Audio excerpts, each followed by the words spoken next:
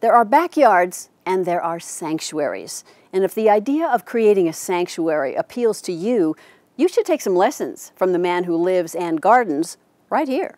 This cozy backyard is home to a self-described plant geek, none other than Chuck, Tagawa Garden's assistant manager. So tell me what this yard looked like when you first moved in 11 years ago. I knew it had potential. It was pretty much just a typically suburban backyard, 4 foot of lava rock around the fence, and just turf up to that point. Chuck says he knew he wanted more privacy, something a lot of other homeowners are wanting now too. What we're seeing is bigger homes, smaller lots, and people are really close to each other nowadays. Chuck says by planting smaller types of plants, he can include a larger variety of trees, vines, and shrubs and create a very natural look. I plant them really close together because in nature, in the woods, plants touch, and I wanted to create privacy. Chuck says in one corner, he couldn't start with plants. And so I've built more of a wall versus a fence, and then incorporated a trellis system with vines growing up on them. As soon as he had the room, he put this Columnar Buckthorn to work. It grows to just 10 feet tall and only 4 feet wide.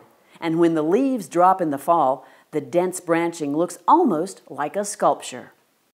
I will move a landscape light, a solar landscape spotlight in the winter to shine up on this. Great plant, especially if you've got those tight spaces and in a small lot. When Chuck's on the job at Tagawa's, what other plants does he recommend for creating privacy?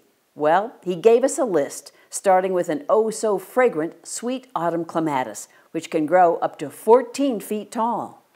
Not many vines bloom late in the season, so I've selected this one to give me some late summer, early fall color.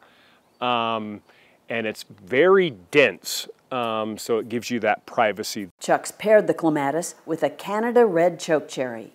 I really wanted to plant for the color contrast this type of year, where you get that color with the white flowers on the clematis. Chuck says the Canada red chokecherry is very fast growing, can mature to 18 feet tall and wide, and tolerates winter snow loads very well.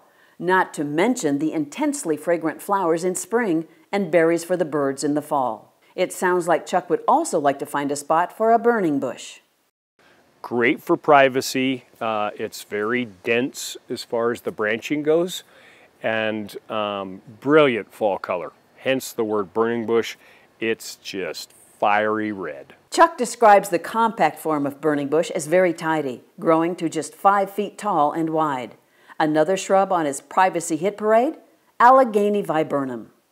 I love it. Dense. It's got this gray bark to it that's has some winter interest. Once again, 10 by 10, white flowers that bloom like a cone. It's conical, almost like an ice cream cone. Viburnums also produce wonderful berries, much loved by the birds in winter. Tall hedge cotoneaster adds what Chuck says is a zen feeling to his backyard. Beautiful white flowers summer, and then it berries up in the fall like this. It can be beautiful as a multi-stem, but it's very, very dense for privacy. Chuck says if he didn't cut away the shorter foliage, this lower growth would create an excellent screen all by itself. And a bonus, tall hedge cotoneaster is hardy up to 8,500 feet.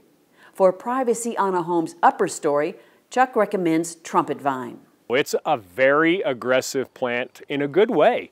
You can plant that on near a post for a second-story deck. Trumpet vine flowers can be red, orange, or yellow. Just remember, the flowers will appear on the north side of the plant. Box Elder Flamingo is another eye-catching plant for screening higher up. It tops out at 30 feet tall and 25 feet wide. It's got that bicolored leaf to it. It gets very, very dense, so it's going to be a great tree for a second story.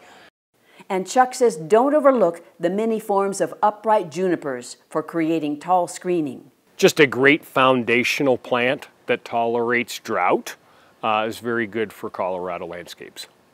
Bottom line, if you want to create a sanctuary of your very own, figure out just what it is you want to look at, what you want to see while you are enjoying your sanctuary.